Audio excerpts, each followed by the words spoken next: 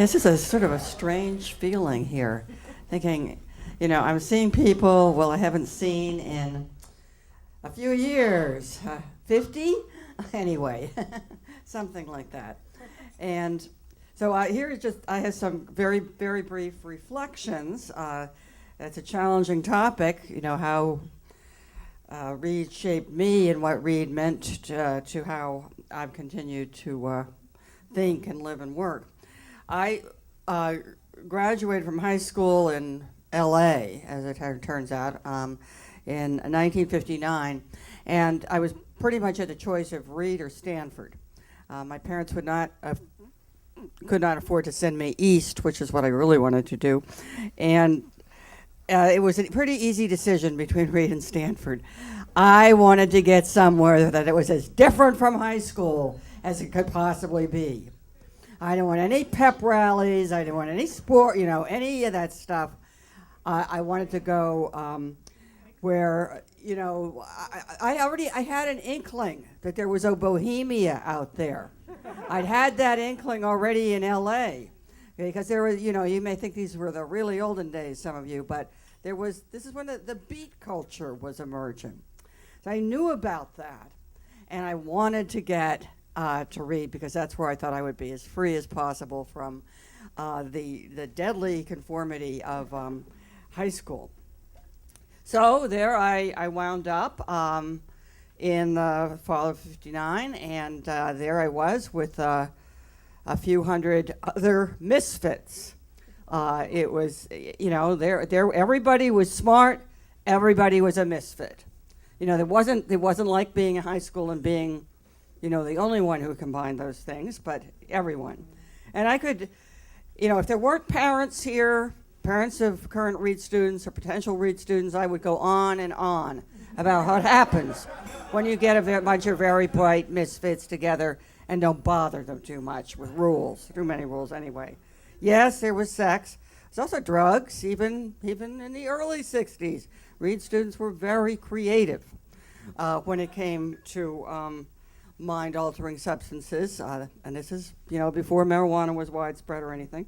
A lot of motorcycles. That was that was a boy thing, but I was always very attracted to guys with big motorcycles, embarrassingly enough. And, a lot of crazy stuff, which is I will not go into, I said, in the interest of continued recruitment and so on to the college. But, what? Oh, do it on the basis of recruitment. Okay. Right. Okay. Actually, yeah. No. There was that party, for example, when. Yeah. You see, we didn't have easy access to alcohol because we were too young, so we could get it from the lab. And then you dilute it with apple juice. Oh, terrible, terrible thing to do to your body, really. Anyway, that was one of the first times I ever got drunk. And thanks to Reed, thanks to possibly my chemistry department, which turned out to be helpful many times throughout my college career. But, I think I was a little bit unusual in that I straddled that bohemian, and I would say it was a sort of a partying culture too, but not in the current mode of, binge drinking and that sort of thing. But actually quite creative parties we had at Reed, some of you will remember. But I straddled that and the other Reed in a way, which was a really hard-working, focused liberal arts school. And I was a science major, started in chemistry, went to physics, and that's really, it was sort of maybe the combination of these things that shaped me, because I had professors who really turned me on to the sciences. Always remember Jean Delord, the physics teacher, standing up in front of the class, and it was classical mechanics or something, and saying, "Take the sun." And the poetry of that just struck me so much, that a human being could kind of take the sun and consider it. So it would all these things going on at once, and I remember being so challenged and so engaged. I mean, the word intense doesn't begin to come close to what was going on. Judith Bell, maybe you can help me here. What was the first name? What was the first name of the guy? Rosenberg, kind of overweight. Jay. You know, you could find Jay in this kind of little coffee place we had. It wasn't much of anything. We always drank instant coffee, by the way. It was totally pre-Starbucks. It was sickening. And there would be Jay with his 500 cigarette for the day and his cup of instant coffee, you know, waiting like a vulture for somebody to come that he could engage in a serious, philosophical discussion with. And sometimes I tried to sneak by him, but a lot of the times I didn't. I got sucked in, and I loved that. There was a guy who was, it didn't end up well with him, but he was my boyfriend for actually my last year at Reed, who was a math major. And, you know, the great thing about him is, we could be on a long bike ride or hike somewhere. We'd stop to rest. He'd get a stick, and he'd start explaining things to me about number systems in the dirt with a stick. Vast things about number systems, about the number systems that go, how do you count the number of numbers in the real line and so forth.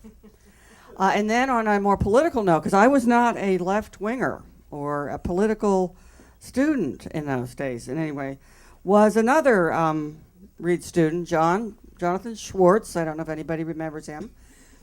Judith. And I remember him, he was also a chemistry major for a while, and him saying to me once something that stuck in my mind so much. He said, Barbara, if you were called on to do so as a chemist, would you work on weapons? Would you work on some kind of weapon that could be used in war or for mass destruction? Oh my God, do I have to answer that? Well, yes. In a world that contains people like Jay Rosenberg, you have to answer that question. You definitely have to. So that I was being challenged in every direction. But I think that when I look back on it and try to think about it now, I was a really, really alienated kid coming out of high school. And what I found at Reed was that I was not the only one. And that Reed brought together the currents of kind of the beginnings of a youth rebellion in people like me who weren't even, radical in any other sense, with a feeling of an intense intellectual adventure. And I think those things have always gone together in my life. The idea that there is an adventure, this is an adventure, and that there are other people along the way to link up with sometimes and be inspired by and gain solidarity from. So thanks, and keep it up, Reed.